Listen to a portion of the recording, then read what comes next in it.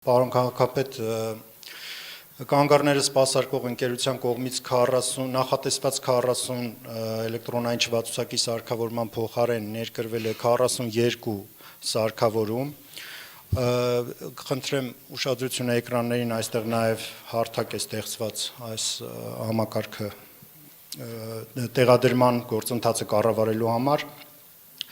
Սարքավորումներից 35-ը արդեն իսկ տեղադրված են և գործում են,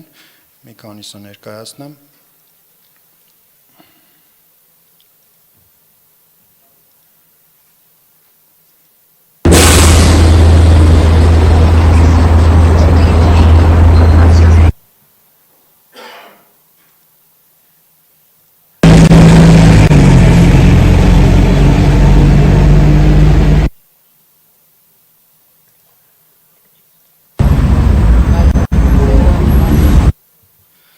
Երեք վարչական շրջաններում է